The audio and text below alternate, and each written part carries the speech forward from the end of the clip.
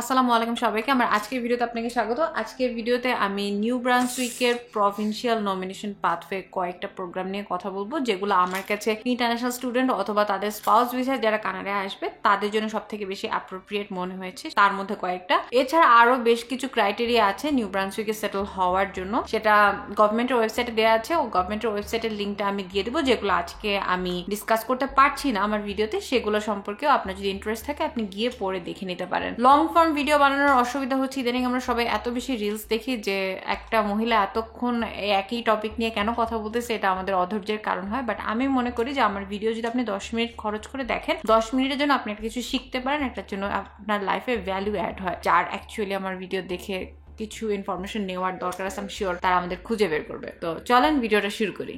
New Brunswick হচ্ছে একটা Atlantic Canadian province. Atlantic Canadian প্রভিন্সের মধ্যে পরে হচ্ছে Nova Scotia, New Brunswick, Newfoundland, Prince Edward Island. তো এই প্রত্যেকটা প্রভিন্সে একটা ইমিগ্রেশন পাথওয়ে কমন, সেটা হচ্ছে আটলান্টিক ইমিগ্রেশন পাথওয়ে। বাট আজকের ভিডিওতে আমি মেইনলি কথা বলতেছি নিউ ব্রান্সউইক স্কিল্ড ওয়ার্কার ক্যাটাগরিটাকে নিয়ে। গভর্নমেন্টের ওয়েবসাইটে যেটা বলা আছে, নিউ ব্রান্সউইক স্কিল্ড ওয়ার্কার যেই ক্যাটাগরি, সেই ক্যাটাগরিটাকে তারা এখন রাইট নাও 3টা ভাগে ভাগ করছে। সেই 3টা ভাগ কি? নিউ ব্রান্সউইক এক্সপেরিয়েন্স, 2 নাম্বার হচ্ছে নিউ ব্রান্সউইক গ্র্যাজুয়েটস, আর 3 নাম্বার হচ্ছে new Brunswick priority occupation. But তাদের ওয়েবসাইটে তারা বলে দিছে রিসেন্ট আপডেট যে নিউ ব্রান্সউইক প্রায়োরিটি অকুপেশনের আন্ডারে রাইট নাও তারা কোনো এক্সপ্রেশন অফ ইন্টারেস্ট একসেপ্ট করতেছে না, তার মানে কোনো অ্যাপ্লিকেশন তারা একসেপ্ট করতেছে না প্রায়োরিটি অকুপেশন ক্যাটাগরিতে। সো রাইট নাও তারা নিউ ব্রান্সউইক এক্সপেরিয়েন্স এবং নিউ ব্রান্সউইক গ্র্যাজুয়েটস এই 2টা ক্যাটাগরিতে শুধু অ্যাপ্লিকেশন একসেপ্ট করতেছে। এছাড়াও জাস্ট লাইক নোভা স্কোশিয়া, তারা বলে দিছে কিছু কিছু অকুপেশনে তাদের অনেক বেশি অ্যাপ্লিকেন্ট পড়ে গেছে, যে কারণে সেই অকুপেশনের আন্ডারে যারা পড়ে নতুন অ্যাপ্লিকেন্ট তারা ওই অকুপেশন গুলাতে নিচ্ছে না। ওই অকুপেশন গুলা কি? ওই অকুপেশন গুলা হচ্ছে accounting technician and book keepers, administrative assistant, shippers and receivers, retail and wholesale trade manager. সেরকম লম্বা একটা লিস্ট আছে, প্রত্যেকটা জিনিস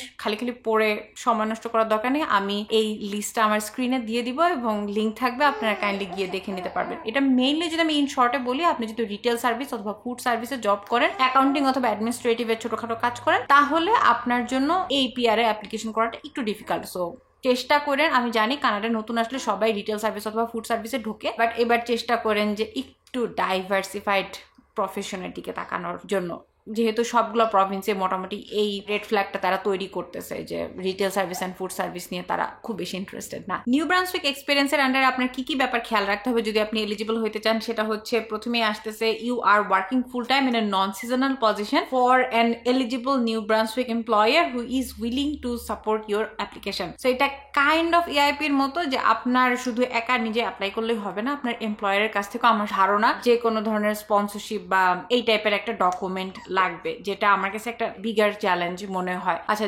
সেকেন্ড যেটা আছে সেটা হচ্ছে you have at least 6 months of full time work experience with the supporting employer. So ওই একই এমপ্লয়ারের আন্ডারে আপনার মিনিমাম 6 মান্থ কাজের এক্সপিরিয়েন্স থাকতে হবে। আর 3 নাম্বারটা হচ্ছে যে আপনি অ্যাটলিস্ট 6 মাস নিউ ব্রান্সউইকে বসবাস করতেছেন অ্যাপ্লিকেশন করার সময়। এই কয়েকটা জিনিস আপনারা প্রমাণ করতে হবে। সো এটা হচ্ছে এক নিউ ব্রান্সউইক এক্সপিরিয়েন্স। এটা মেইনলি অ্যাপ্রোপ্রিয়েট আমার কাছে মনে হয়েছে যারা স্পাউস ভিসা আসবেন কানাডায় স্টুডেন্টের সাথে, তাদের জন্য বেশি অ্যাপ্রোপ্রিয়েট। আর নিউ ব্রান্সউইক গ্র্যাজুয়েটসদের জন্য কিন্তু এই শর্তগুলো আরেকটু শিথিল, বিকজ তারা অলরেডি নিউ ব্রান্সউইকে পড়াশোনা করছে এবং গ্র্যাজুয়েট হয়েছে, পাস করছে। প্রথমে তারা বলছে যে you have successfully completed a program of study that is eligible for a post graduation work permit from a designated learning institution. So New Brunswick প্রভিন্সের মধ্যে ডিএলআই অ্যাপ্রুভড যে কোনো একটা ইনস্টিটিউশন থেকে আপনি এমন একটা কোর্সে পাশ করতে হবে যে কোর্সের মাধ্যমে আপনি পোস্ট গ্রাজুয়েশন ওয়ার্ক পারমিট পাওয়ার যোগ্য। সেটা হচ্ছে এক।